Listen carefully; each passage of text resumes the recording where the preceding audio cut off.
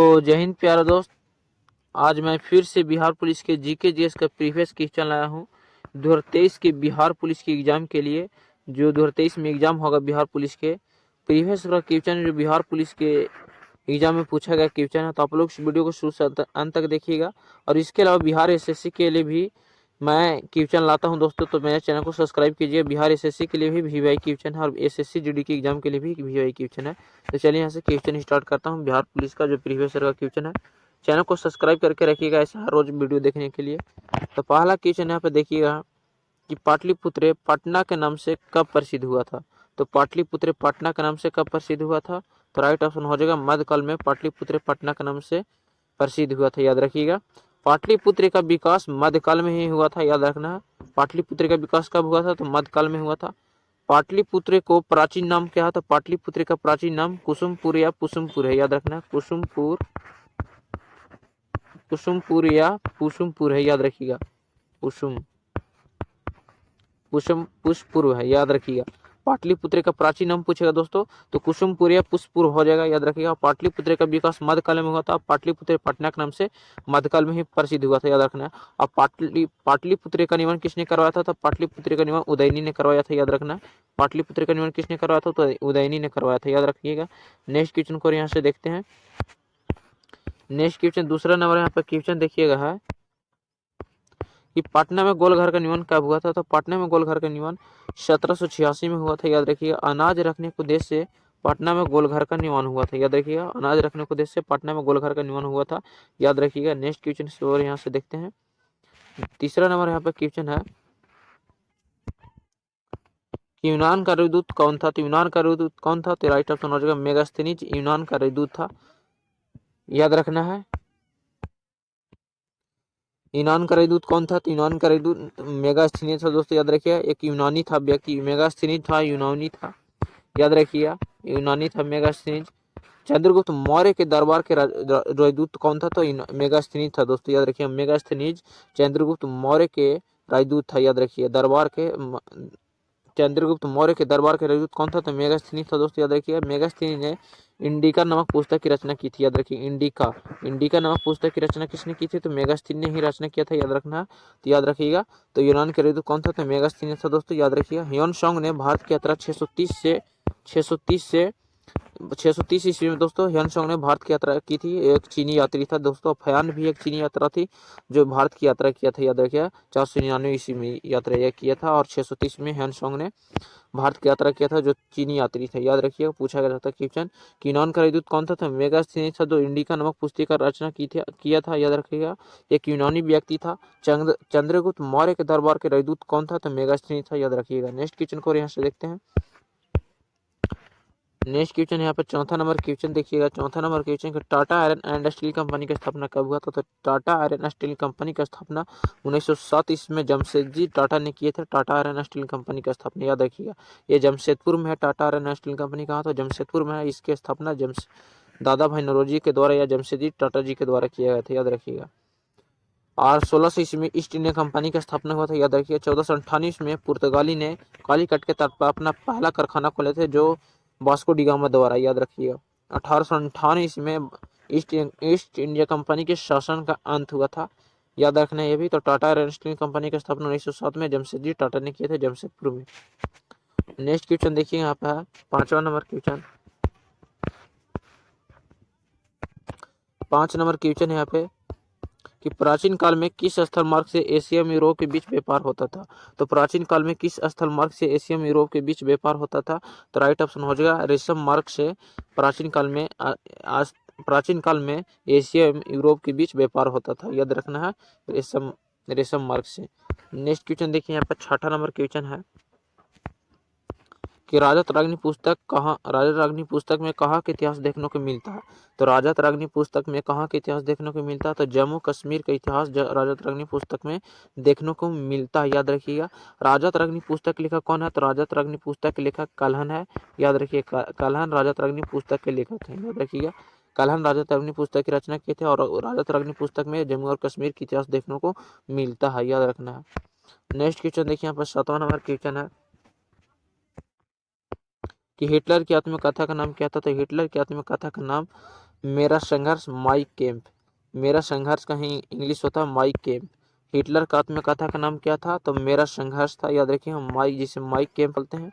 My experiment with truth नामक पुस्तक में महात्मा गांधी जी की आत्मकथा था।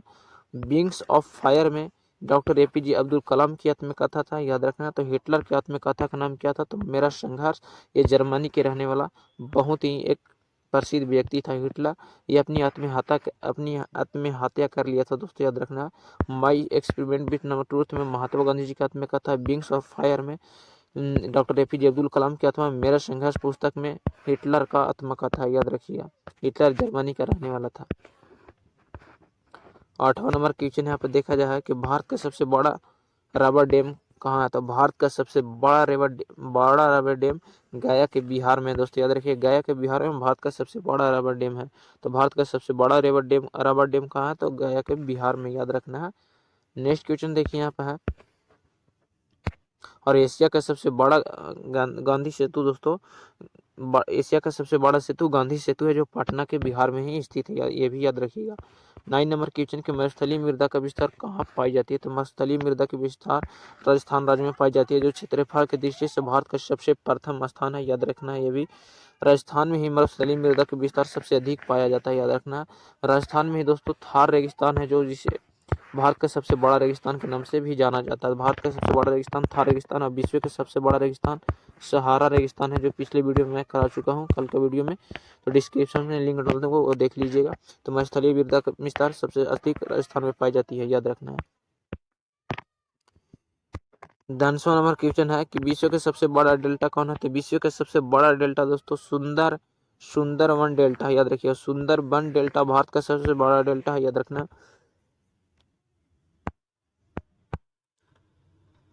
दोनों में कंफ्यूजन होने की बात होगा दोस्तों, याद रखिएगा कि विश्व के सबसे बड़ा डेल्टा की बात की जाए तो सुंदरबन डेल्टा हो जाएगा। भारत की डेल्टा की बात की जाए तो सुंदरबन डेल्टा हो जाएगा। ये दोनों क्वेश्चन याद रखिएगा। ये भारत का सबसे बड़ा डेल्टा है।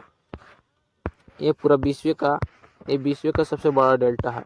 याद रखना। दोनों में बहुत ही क्वेश्चन पूछा जाता है, और यही दोनों ऑप्शन ज्यादा दिया जाता है कि विश्व का सबसे बड़ा डेल्टा तो सुंदरबन डेल्टा, भारत की सबसे बड़ा डेल्टा सुंदरबन डेल्टा। याद रखना। नेक्स्ट क्वेश्चन देखिए यहाँ पे है कि विश्व के सबसे बड़ा रेगिस्तान है। तो विश्व के सबसे बड़ा रेगिस्तान सहारा रेगिस्तान है। याद रखना। सहारा रेगिस्तान विश्व के सबसे बड़ा रेगिस्तान है।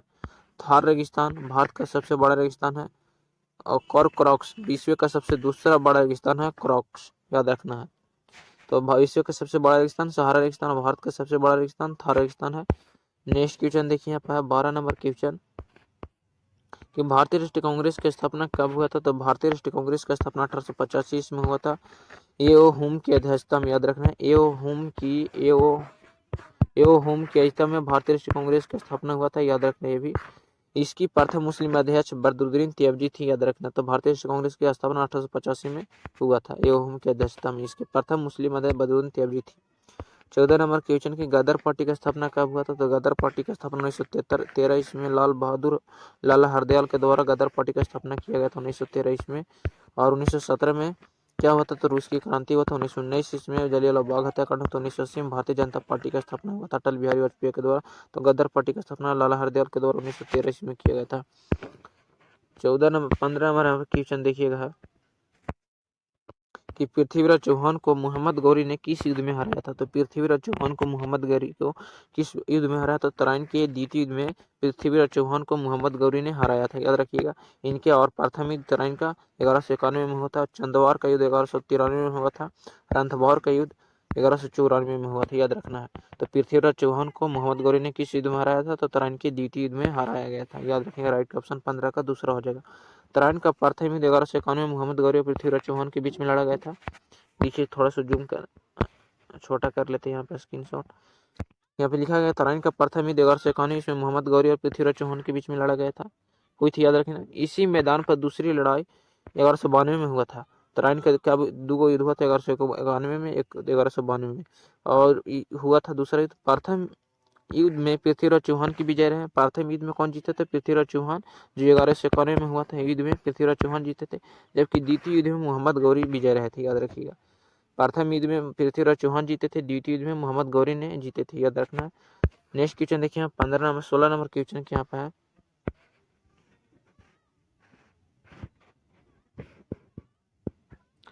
सोलह नंबर क्वेश्चन यहाँ पे कि रजिया सुल्तान किसकी बेटी थी? तो रजिया सुल्तान अल्तमस इल्तुतमिश की बेटी थी। रजिया सुल्तान किसकी बेटी थी? तो अल्तमस इल्तुतमिश की बेटी थी, याद रखना। रजिया सुल्तान गुलाम वंश की शासक थी, याद रखिए। भारत की प्रथम महिला सम्राट, भारत की प्रथम महिला शासक कौन थी? तो भारत की प्रथम महिला मुसलमान शासिका रजिया सुल्तान थी, याद रखिए। भारत की प्रथम महिला सम्राट कौन थी? तो रजिया सुल्तान ही हो जाएगी, जो गुलाम वंश की शासका करती, याद रखिए। रजिया सुल्तान गुलाम वंश की शासका थी, याद रखना। वह उत्तर भारत की प्रथम मुस्लिम महिला शासक थी, याद रखना। वह उत्तर भारत की प्रथम वह उत्तर भारत की प्रथम महिला शासक थी। वह इल्तुतमिश की पुत्री थी। रजिया सुल्तान किसकी पुत्री थी? तो इल्तुतमिश की पुत्री थी। इसका शासनकाल 1236 से 1240 ईस्वी तक रहा था। रजिया सुल्तान की शासनकाल 1236 से 1240 तक रहा था। यह इल्तुतमिश की पुत्री थी, याद रखिए। भारत की प्रथम महिला सम्राट थी इल्तुतमिश, रजिया सुल्तान थी, जो किसकी बेटी थी? तो अल्ततमिश इल्तुतमिश की बेटी थी। इसकी शासन का 1236 से 1240 तक रहा था। नेक्स्ट क्वेश्चन देखिए यहाँ पर है 17 नंबर क्वेश्चन यहाँ पे कि भारत का सबसे ऊंचा पठार कौन सा है? तो भारत का सबसे ऊंचा पठार दोस्तों लद्दाख का पठार हो जाएगा, याद रखिए। लद्दाख का पठार भारत का सबसे ऊंचा पठार है, याद रखिए। भारत का सबसे ऊंचा पठार लद्दाख का पठार है। यह तिब्बत के पठार का ही एक भाग है। लद्दाख का जो पठार है यह भारत का सबसे ऊंचा भारत का सबसे ऊंचा पठार दोस्तों लद्दाख का पठार हो जाएगा। यह तिब्बत के पठार का ही एक भाग है दोस्तों, जो लद्दाख के पठार के क्षेत्र में फैला हुआ है। राइट ऑप्शन हो जाएगा लद्दाख का पठार। नेक्स्ट क्वेश्चन देखिए यहाँ पर है 18 नंबर क्वेश्चन के भारत का सबसे ऊंचा जल प्राप्त कौन सा राज्य में स्थित है? तो भारत का सबसे ऊंचा जल प्राप्त कर्नाटक राज्य में स्थित है, याद रखिएगा। भारत का सबसे ऊंचा जल प्राप्त कौन से राज्य में स्थित है? तो कर्नाटक राज्य में स्थित है। भारत का सबसे ऊंचा जल प्राप्त कुंची कल है। भारत का सबसे ऊंचा जल प्राप्त किस राज्य में स्थित है? कर्नाटक में। उसका जल प्राप्त का नाम कुंची कल है, याद रखिएगा। कर्नाटक राज्य में जो स्थित है जल प्राप्त, उस जल प्राप्त का नाम क्या है? कुंची कल है, जो कर्नाटक राज्य में, याद रखिएगा। नेक्स्ट क्वेश्चन देखिए यहाँ पर है, बहुत ही अच्छे तरीके से सोल्यूशन किया जा रहा है दोस्तों जीके का क्वेश्चन का। यहाँ पर 19 नंबर क्वेश्चन देखिए, किस पर्वतीय स्थल को सतपुड़ा की रानी कहा जाता है? तो किस पर्वतीय स्थल को सतपुड़ा की रानी कहा जाता है? तो पंचमढ़ी स्थल को दोस्तों सतपुड़ा की रानी कहा जाता है, याद रखिए। यह मध्य प्रदेश के होशंगाबाद जिले में स्थित है। पंचमढ़ी पर्वत स्थल को सतपुड़ा की सुंदर स्थलों के कारण सतपुड़ा की रानी भी कहा जाता है। थोड़ा जूम कर लेते हैं, पढ़ने में कुछ देखिए यहाँ पे लिखा गया है इनके बारे में। किस पर्वतीय स्थल को सतपुड़ा की रानी कहा जाता है? पंचमढ़ी दोस्तों, पंचमढ़ी राइट ऑप्शन हो जाएगा। पंचमढ़ी पर्वत मध्य प्रदेश के होशंगाबाद जिले में स्थित है, याद रखिए। पंचमढ़ी पर्वतीय स्थल किस राज्य में स्थित है? मध्य प्रदेश में स्थित दोस्तों, मध्य प्रदेश के होशंगाबाद जिले में स्थित है, याद रखिएगा। और यह स्थल सतपुड़ा की श्रेणियों के बीच में होने का यह स्थल सतपुड़ा श्रेणियों के बीच होने के कारण और इसके सुंदर स्थलों के कारण इसे सतपुड़ा की रानी भी कहा जाती है। ऐसे भी क्वेश्चन पूछेगा दोस्तों कि सतपुड़ा की रानी किससे कहा जाता है? पंचमढ़ी को कहा जाता है। पंचमढ़ी पर्वत किस राज्य में स्थित है? मध्य प्रदेश के होशंगाबाद जिले में स्थित है, याद रखिएगा। मध्य प्रदेश की राजधानी भोपाल हो जाएगा, याद रखना है। ये भी 20 नंबर क्वेश्चन यहाँ पे देखिएगा कि भारतीय प्रतीक पर उत्कीर्ण सतह में जयते कहाँ से लिया गया? तो भारतीय प्रतीक पर उत्कीर्ण सतह में जयते मुंडको उपनिषद से लिया गया, याद रखिएगा। मुंडको उपनिषद दोस्तों भारतीय प्रत्येक राज्य के चिन्ह है दोस्तों, भारतीय राज्य के चिन्ह है, जो उत्कीर्ण सतह में जयते मुंडको उपनिषद से लिया गया। जो मुंडको उपनिषद का अर्थ होता है सत्य की ही विजय होती है। मुंडको उपनिषद का अर्थ क्या होता है? मुंडको उपनिषद का इसमें शर्त होता है कि सत्य की ही विजय होती है। देखिए, भारतीय प्रत्येक राज्य चिन्ह उदीकरण सत्य में जयते मुंडको उपनिषद से लिया गया। इसका अर्थ है कि सत्य की ही विजय होती है। मुंडको उपनिषद का अर्थ क्या है? तो इसका अर्थ होता है कि सत्य की ही विजय होती है। इसका सत्य में जयते मुंडको उपनिषद से लिया गया, याद रखिएगा। नेक्स्ट क्वेश्चन देखते हैं, मैथ का क्वेश्चन 4 ठो बच गया। तो मैथ का क्वेश्चन दोस्तों प्रीवियस ईयर क्वेश्चन जो बिहार पुलिस में बहुत बार पूछा गया और बिना पेन उठाए दोस्तों आप इस मैथ को सोल्व करते हैं। तो चलिए यहाँ से क्वेश्चन को चैप्टर वाइज सोल्यूशन भी कराएंगे दोस्तों। अगर 1000 चैनल पर सब्सक्राइब हो जाएगा दोस्तों तो मैं चैप्टर वाइज मैथ का सोल्यूशन कराऊंगा और जीके जीएस का क्वेश्चन हर टॉपिक पर लाऊंगा। तो मेरे चैनल को सब्सक्राइब करके हाल ही 1000 पूरा दीजिए दोस्त। तो चलिए यहाँ से पहला क्वेश्चन देखते हैं कि किसी भिन्न के अंश तथा हर में क्वेश्चन यहाँ पे कि किसी भिन्न तथा अंश के हर में से प्रत्येक में 2 जोड़ने पर 3/5 प्राप्त होता है, तो मूल भिन्न क्या होगा? तो क्वेश्चन यहाँ पर सबसे पहले समझना, किसी भिन्न के अंश तथा हर में से प्रत्येक में 2 जोड़ने पर 3/5 प्राप्त होता है, तो मूल भिन्न क्या होगा? तो सबसे पहले यहाँ पे क्वेश्चन को बिना पेन उठाने सॉल्व करने की बात की है। तो दोस्तों तो हम बिना पेन उठाने ही इसको सॉल्व करेंगे। तो 3/5 प्राप्त होता है। तो यहाँ पे किस में जोड़ने के लिए बोला है, तो अंश तथा हर में दोनों में 2 जोड़ने के लिए बोला है। तो यहाँ पे जिसको यहाँ पे देखिए दोस्त 2/, यहाँ पे पहले समझा देता हूँ। यहाँ पे सबसे पहले 2/3 लिखता हूँ। तो पहले आप बताइए कि इसमें अंश कौन है और हर कौन है। तो ऊपरी वाला को दोस्तों अंश बोला जाता है, याद रखिए ऊपरी वाला को अंश बोला जाता है और नीचे वाला को हर बोला जाता है। तो यहाँ पे अंश और हर दोनों में जोड़ने की बात कर रहा है। तो यहाँ पे चलिए सोल्व करते हैं इसको सबसे पहले बिना पेन उठाए। तो देखिएगा यहाँ पे ऑप्शन से हम ही इसको सोल्व करेंगे दोस्तों। एक्स वाई कुछ भी मानने की जरूरत नहीं है। तो सबसे पहले 1/2 है, यहाँ पे 1/2 में दोनों में है दोस्तों। अंश में भी जोड़ने की 2 बात की है और उसके बाद हर में भी 2 जोड़ने की बात कही है। आंसर दोनों में हम जोड़ दिए। तो जोड़ने के बाद 3/5 प्राप्त होता है। हम देखते हैं जोड़ के, तो हो जाएगा 1 + 2 जोड़िएगा तो कितना हो जाएगा 3, 2 जोड़िएगा तो कितना हो जाएगा तो 3/4। तो यहाँ पे सफल नहीं हो रहा, 3/5 प्राप्त नहीं हो रहा, तो ऑप्शन सही नहीं होगा। तो उसके बाद 1/3 में हम जोड़ेंगे, 1/3 में जोड़ेंगे 2/2, तो कितना हो जाएगा। तो जोड़ने के बाद बोला है 2 हो जाएगा, 2 1 कितना हो जाएगा 3 हो जाएगा, 3 और 2 कितना हो जाएगा 5 हो जाएगा। तो 3/5। तो ये देखिए ये ऑप्शन से एक क्वेश्चन का आंसर सेटिस्फाइड हो रहा है। तो इसका मतलब है कि राइट ऑप्शन दूसरा हो जाएगा। तो 1/3 में हम 2 जोड़ेंगे तो 3/5 प्राप्त हो जाएगा। तो इसका मूल भिन्न क्या होगा, तो राइट ऑप्शन हो जाएगा दूसरा। किसी भी इसी तरह के क्वेश्चन हर जब मिलेगा तो दो भिन्न और अंश में से जोड़ के देखना। अगर उसका मूल भिन्न के बराबर आ जाता तो वही इसका ऑप्शन हो जाता। तो राइट ऑप्शन हो जाएगा दूसरा में हम 2 जोड़ेंगे भिन्न अंश में तो 3/5 प्राप्त हो जाए। तो राइट ऑप्शन हो जाएगा दूसरा नंबर। नेक्स्ट क्वेश्चन देखिए यहाँ पर दूसरा नंबर यहाँ पे क्वेश्चन है, बहुत ही इंपॉर्टेंट क्वेश्चन है कि 2 कारों की गति का अनुपात, 2 कारों की गति का अनुपात कितना 6:5 है। तो यदि दूसरी कार 6 घंटे में 600 किलोमीटर चलता है तो पहली कार की गति क्या है। तो सबसे पहले क्वेश्चन को समझना है। तो सबसे पहले यहाँ पे क्वेश्चन को देखना है कि 2 कारों की गति का अनुपात दिया है। तो यहाँ पर स्पीड दिया है 6:5 में दिया। तो दूसरी कार यहाँ पे दिया है, दूसरी कार का अनुपात, दूसरी कार 6 घंटे में 600 किलोमीटर दूरी करता है। पहली कार की चाल पूछ रहा है। तो यहाँ पे सबसे पहले पहली कार की गति यहाँ पे पूछ रहा है। तो दूसरी कार के यहाँ पे सबसे पहले सोल्यूशन करेंगे। तो दूसरी कार का यहाँ पे टाइम कितना दिया है, तो दूसरी कार का टाइम दिया 6 घंटा। उसके बाद डिस्टेंस कितना दिया है, 6 घंटे में 600 किलोमीटर चलता है। याद रखना है 600 किलोमीटर चलता है, याद रखना है। ये 6 घंटा हो जाएगा, ये 6 किलोमीटर चलता है। टाइम 6 घंटा में 600 किलोमीटर दूरी करते हैं। इसको पास टाइम पूछ रहा था, यहाँ पे चाल पूछ रहा था। चाल बराबर सूत्र क्या होता है, चाल बराबर होता है सूत्र दोस्तों दूरी बटा चाल, चाल बराबर सूत्र दोस्तों दूरी बटा समय होता है। चाल बराबर सूत्र क्या होता है, दूरी बटा समय। तो दूरी दिया है 600 किलोमीटर। उसके बाद कितना दिया दोस्तों घंटा 600। हम डिवाइड करेंगे दोस्तों 6 से 600 में, तो 100 बार में ये कैंसिल हो जाएगा। तो इसका स्पीड कितना आएगा, दूसरी कार का स्पीड आ गया 100 किलोमीटर प्रति घंटा आ गया। 100 किलोमीटर प्रति घंटा दूसरी कार का आ गया दोस्तों। याद रखिएगा कितना आ गया, 100 किलोमीटर प्रति घंटा आ गया है। फिर से करते हैं कितना आ गया। तो दूसरी कार का जो स्पीड था 100 किलोमीटर प्रति घंटा आ गया है। 100 किलोमीटर प्रति घंटा आ गया। तो यहाँ पे पूछ रहा है कि तो यहाँ पे पहली कार की गति पूछ रहा है। तो पहली कार की गति यहाँ पे पूछने के लिए सबसे पहले दोनों कारों का गति कितना दिया, अनुपात कितना दिया। तो दोनों कारों का अनुपात दिया दोस्त। पहला कार का दिया है, यह दूसरा कार है। फिर से यहाँ पे पहला कार का दिया है, देखिए ये दूसरा कार मानते हैं। तो पहला कार का अनुपात 6:2 है और दूसरा कार का अनुपात 5 है। तो यहाँ पे पहला कार का 6 है तो दूसरा कार का कितना है 5 है।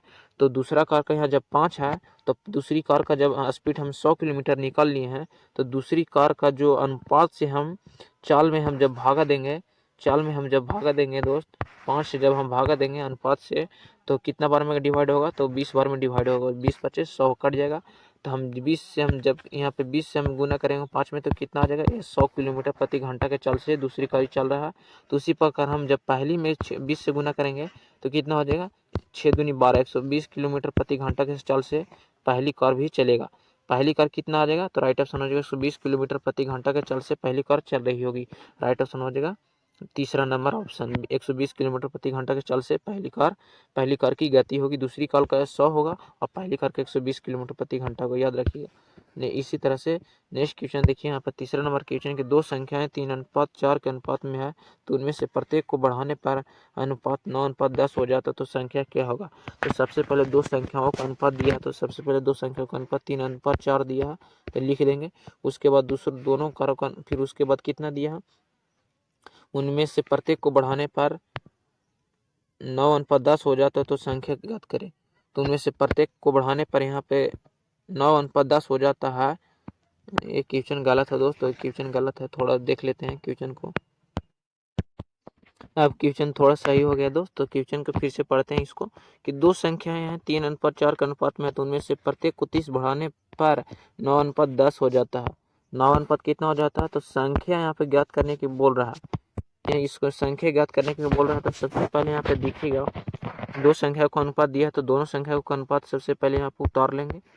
उसके बाद उनमें से प्रत्येक को 30 बढ़ाने पर 9:10 हो जाता है, तो उनमें से इनमें से प्रत्येक को 30 बढ़ाने पर दोनों को प्रत्येक को 30 बढ़ाने पर 9:10 हो जाता है। तो यहाँ पे इस दोनों को जब 9:10 बढ़ाते हैं, तो ये दोनों को जब 9:10 हो जाते हैं, तो ये दोनों संख्याएं 30 में 30 बढ़ जाते हैं दोस्तों। तो सबसे पहले यहाँ पे जब भी ऐसा संख्या लोकेगा अनुपात में, तो दोनों अनुपात को उतार देना है सेम करके। उसके बाद बाटा का चिन्ह लगा देना। बाटा का चिन्ह लगाने के बाद दोनों को डिफरेंस चेक करना है। 4 और 10 का डिफरेंस कितना होगा, 6 का डिफरेंस है।